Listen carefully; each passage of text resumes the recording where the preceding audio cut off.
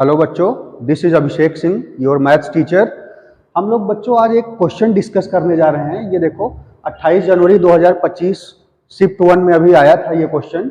इसको हम लोग डिस्कस करते हैं। एक बार क्वेश्चन रीड कर लेते हैं, ठीक है। क्वेश्चन देखो क्या कह रहा है। The relation R equal to x comma y such that x comma y belongs to z. मतलब एक रिलेशन दिया है जिसमें एलिमेंट्स कहां से लिए जा रहे हैं, सेट ऑफ इंटीजर्स से। जेड का मतलब सेट ऑफ इंटीजर्स है। और रूल क्या दे दिया है रिलेशन का कि x plus why should be even. मतलब दो एलिमेंट्स अगर ले रहे हो उनको ऐड करके इवन ही आना चाहिए, तभी इस R में वो एलिमेंट्स रहेंगे, ठीक है। अब चेक क्या करना है, ऑप्शंस चेक करो एक बार, ऑप्शंस पढ़ो। पहला ऑप्शन कह रहा है symmetric transitive but not reflexive, दूसरा reflexive transitive but not symmetric, reflexive symmetric but not transitive and equivalence relation. मतलब ओवरऑल देखा जाए तो ये टाइप्स ऑफ रिलेशन का क्वेश्चन है जो 12th क्लास में पढ़ते हो तुम लोग। टाइप्स ऑफ रिलेशन पढ़ते हो ना 12th क्लास में, रिफ्लेक्सिव, सिमेट्रिक, ट्रांसटिव। और कोई रिलेशन अगर तीनों सेटिस्फाई कर दे, तीनों प्रॉपर्टी रहे उसके पास, तो उसको हम लोग इक्विवेलेंस रिलेशन बोल देते हैं। याद होगा ये सब चीजें। नहीं याद है तो एक बार मैं रिकॉल कर देता हूं कि रिफ्लेक्सिव क्या होता है, सिमेट्रिक क्या होता है, ट्रांसटिव क्या होता है। एक बार मैं बता देता हूं इसको बेटा। तो हम लोग रिफ्लेक्सिव किसी रिलेशन को रिफ्लेक्सिव कब बोलते हैं, जब सारे एलिमेंट उस सेट के खुद से रिलेटेड हो। मतलब क्या कहने का मतलब है, जैसे आर जो है रिलेशन है, R is relation defined on set A. मान लिया कि सेट ए पर आर एक रिलेशन डिफाइंड है, तो इसको रिफ्लेक्सिव कब बोलेंगे, then R is reflexive if क्या कंडीशन होती है, सोचो। कंडीशन होती है कि सारे एलिमेंट ए के खुद से रिलेटेड होने चाहिए। That means x should be related to x for all x belongs to A. मतलब ए का कोई भी एलिमेंट छूटना नहीं चाहिए, ए का सारा एलिमेंट खुद से रिलेटेड होना चाहिए, तभी हम रिलेशन को रिफ्लेक्सिव बोल पाएंगे। उसके अदर कुछ भी, उसके अलावा भी कुछ हो सकता है, बट मिनिमम कंडीशन क्या है कि सारे एलिमेंट खुद से तो रिलेटेड हो ही भाई, ठीक है। तो रिफ्लेक्सिव समझ गए रिलेशन। रिफ्लेक्सिव रिलेशन का मतलब सारे एलिमेंट खुद से रिलेटेड होने चाहिए। चलो अब इसको चेक कर लेता हूं मैं कि ये रिलेशन रिफ्लेक्सिव है कि नहीं। क्वेश्चन में कंडीशन क्या दिया है कि दो एलिमेंट कब रिलेटेड माने जाएंगे, दो एलिमेंट तब रिलेटेड माने जाएंगे जब उनको ऐड करने पे इवन नंबर आए। तो रिफ्लेक्सिव के लिए हम लोग क्या लेते हैं, सेम एलिमेंट से रिलेटेड होना चाहिए। तो हम लोग ले लिए कि x कॉमा एक्स, कब ये होगा R में, x comma x belongs to R if क्या कंडीशन होनी चाहिए कि दोनों को ऐड करके इवन आना चाहिए। अभी इस पे क्वेश्चन मार्क है, यही तो हमको चेक करना है कि दोनों को ऐड करने पे इवन आएगा कि नहीं। और x क्या है, इंटीजर है, ये भी ध्यान रखना कि x क्या है, x क्या है, इंटीजर है, ये भी ध्यान रखना। अच्छा, तो दो एलिमेंट को अब सोचो यार, दो इंटीजर को तुम अगर ऐड करोगे तो इवन इंटीजर आएगा ना। सोच लो, कोई भी एग्जांपल भी लेके देख सकते हो, या तो इसको भी करके देख सकते हो। x प्लस एक्स करोगे तो क्या आएगा, 2x आएगा। तो 2x इवन है कि नहीं, अभी क्वेश्चन मार्क में तुम पूछ रहा हूं 2x इवन है कि नहीं है। अरे भाई, कोई भी इंटीजर को अगर 2 से मल्टीप्लाई करोगे तो इवन नंबर होता है, यही डेफिनेशन होती है ना इवन नंबर की। तो 2x इवन हो गया, जो कि करेक्ट है। मतलब ये स्टेटमेंट करेक्ट है। करेक्ट है तो R क्या हो गया, रिफ्लेक्सिव हो गया ना। मतलब रिफ्लेक्सिव चेक करने के लिए यही हम लोग सवाल पूछते हैं खुद से कि सारे के सारे एलिमेंट खुद से रिलेटेड हैं कि नहीं। और उस क्वेश्चन में कंडीशन क्या दी गई थी कि दो एलिमेंट तब रिलेटेड माने जाएंगे जब उनको ऐड करने पे इवन नंबर आए। और दो एलिमेंट अगर सेम ले लोगे तो ऐड करोगे तो 2x आएगा, 2x इवन नंबर होता है। दैट मीन्स R क्या हो गया बेटा, रिफ्लेक्सिव हो गया। R क्या हो गया बेटा, रिफ्लेक्सिव हो गया।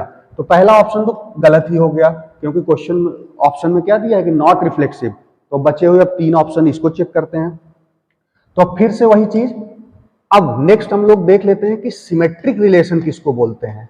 तो जिसको पता है एक बार याद करो, सोचो क्या होता है सिमेट्रिक रिलेशन। किसी रिलेशन को सिमेट्रिक तब बोलते हैं जब x रिलेटेड टू y हो, तब y रिलेटेड टू x भी होना चाहिए। तो इसके लिए पहले इधर वाली कंडीशन होनी चाहिए, मतलब x रिलेटेड टू y तुम्हारे पास हो, तब हम सोचेंगे कि y रिलेटेड टू x है कि नहीं है। तो डिफिनेशन एक बार मैं लिख देता हूं, R इज सिमेट्रिक, क्या कंडीशन है, if x related to y then y must be related to x, मतलब उसी का अपोजिट, x y से रिलेटेड है तो y भी x से रिलेटेड होना चाहिए, तभी हम लोग बोलेंगे कि सिमेट्रिक है। तो अब चेक कर लेते हैं, चलो क्वेश्चन में देख लो। अब हमको नेक्स्ट चेक करना है कि ये रिलेशन जो गिवन है ये सिमेट्रिक है कि नहीं। तो क्या करोगे इसके लिए, सिमेट्रिक चेक करने के लिए क्या करते हो, अगर मेथड याद हो तो हम लोग मान लेते हैं कि x रिलेटेड टू y है, that means x comma y belongs to r है, ये हम लोग मान के चलते हैं और प्रूव करने की कोशिश करते हैं कि y भी रिलेट कर रहा है x से। तो x कॉमा अगर y बिलोंग्स टू r है तो उसके अकॉर्डिंग, रूल के अकॉर्डिंग क्या लिखेंगे अगले लाइन कि x प्लस वाई जो है इवन है, x प्लस वाई जो है इवन है। अब तुम यार खुद सोचो कि सिमेट्रिक के लिए क्या प्रूव करना होगा, इसी का रिवर्स ना, मतलब तुम चाहते हो कि y x भी r में हो जाए। तो देख लो x प्लस वाई अगर इवन है तो क्या मैं यहां से लिख सकता हूं कि y प्लस एक्स भी इवन होगा। सोचो, अरे भाई 2 प्लस 4 अगर इवन है तो 4 प्लस 2 भी तो इवन होगा। एडिशन में ऑर्डर चेंज करने से क्या आंसर फर्क पड़ता है क्या। तो x प्लस वाई इवन है तो y प्लस एक्स भी इवन हो जाएगा। तो y प्लस एक्स अगर इवन हो गया that means y comma x भी r में बिलोंग कर गया, और ये होते ही हम लोग क्या बोल देंगे कि r जो है सिमेट्रिक है, हम लोग बोल देंगे कि r जो है सिमेट्रिक है। तो r सिमेट्रिक भी हो गया, दैट मीन्स अब कौन सा ऑप्शन कट जाएगा, दूसरा वाला ऑप्शन कट गया।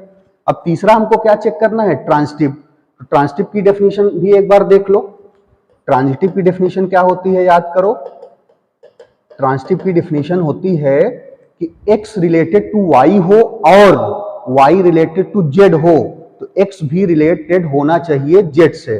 मतलब क्या कहने का मतलब है कि हम मानते हैं कि x रिलेटेड टू y है and y related to z है।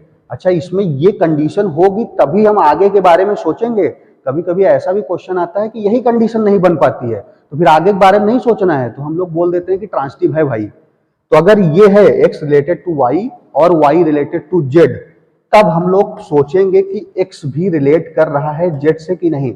ऐसे समझ लो, x y से रिलेटेड है, y z से रिलेटेड है, तो पहला और तीसरे के बारे में सोचना होता है तुम्हें। पहला दूसरा रिलेटेड है, दूसरा तीसरा रिलेटेड है, तो हमको सोचना होता है कि पहला तीसरे से रिलेटेड है कि नहीं। ठीक है, तो इसमें यह भी याद रखना कि ये कंडीशन बननी चाहिए तभी हम इसके बारे में सोचेंगे। बहुत सारे ऐसे क्वेश्चन मिलेंगे तुम्हें कि ये कंडीशन ही नहीं बनेगी तो हम इसके बारे में सोचेंगे नहीं और बोल देंगे ट्रांजिटिव है। ठीक, तो ये डेफिनेशन क्लियर हो गई। तो क्वेश्चन पे अप्लाई करो। क्वेश्चन में तुम्हें ट्रांजिटिव चेक करना है, तो मैं इधर दिखा देता हूं। हमको ट्रांजिटिव चेक करना है, तो ट्रांजिटिव चेक करना है तो मैं कहां से शुरू करूंगा, डेफिनेशन के लेफ्ट वाले पोर्शन से शुरू करो। मतलब हम मानेंगे कि x रिलेटेड टू y है and y related to z है। ठीक, हमको दिखाना क्या है, मैं इधर छोटा सा बना देता हूं। हमको प्रूव करने की कोशिश करनी है कि x रिलेटेड टू z है। ठीक, ये साइड में लिख लोगे तो तुम्हें फायदा मिलेगा, तुम्हें एक मतलब गोल सेट रहेगा कि हमको इसके बारे में सोचना है। ठीक है, अब डेफिनेशन अप्लाई करो। x अगर y से रिलेटेड है तो डेफिनेशन क्या कहती है कि उनका सम जो होगा इवन होगा।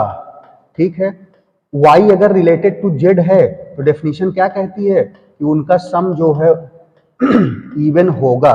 ठीक है, अब मुझे प्रूव करना है कि x रिलेटेड टू z है, x रिलेटेड टू z हमको प्रूव करना है।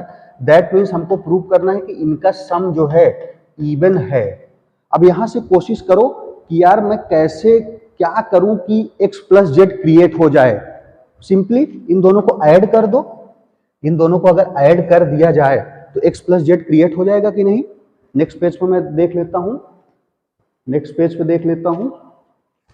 तो हम लोग क्या, हमारे पास क्या क्या है, x प्लस वाई इवन है और y प्लस जेड इवन है, और हमको सोचना है कि x प्लस जेड इवन मैं इनकी हेल्प से ला सकता हूं किसी तरह से।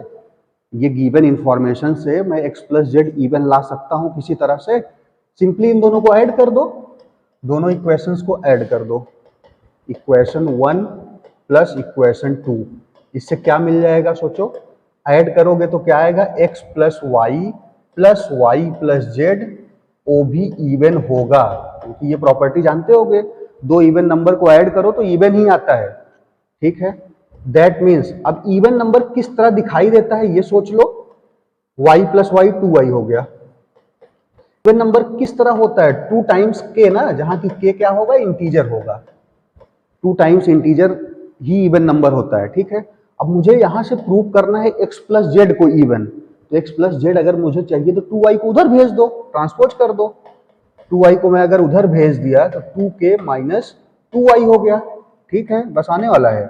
x plus z equal to 2 common ले लो, क्या बचेगा, k माइनस वाई। अब ये सोचो बेटा, k इंटीजर है, y भी इंटीजर है, तो दो इंटीजर को माइनस करोगे तब भी इंटीजर आएगा ना, मतलब ये पूरी क्वांटिटी एक इंटीजर है और उसका मल्टीप्लाई 2 से हो जा रहा है, इसका मतलब वो नंबर बन गया होगा even. That means x plus Z जो है एक इवन नंबर है। तो यहां से हम लोग प्रूव कर दिए ना कि r जो है ट्रांजिटिव भी है। हम लोग स्टार्ट किए थे x related to y and y related to z, और हमने लास्ट में प्रूव कर दिया कि x रिलेटेड टू z भी है। इसका मतलब r जो है ट्रांजिटिव भी हो गया, r जो है ट्रांजिटिव भी हो गया। अब सोचो कोई भी ऐसा रिलेशन जो रिफ्लेक्सिव भी है, सिमेट्रिक भी है, ट्रांजिटिव भी है, तो क्या उसको हम लोग क्या बोलते हैं, इक्विवेलेंस रिलेशन बोलते हैं ना, याद होगा। ऐसा रिलेशन जो रिफ्लेक्सिव भी है, सिमेट्रिक भी है, ट्रांजिटिव भी है, तो उसको बोलते हैं इक्विवेलेंस रिलेशन। तो कौन सा ऑप्शन सही हो गया, फोर्थ ऑप्शन सही हो गया, आर जो है इक्विवेलेंस रिलेशन हो गया। आई होप वीडियो अच्छा लगा होगा। Thank you very much.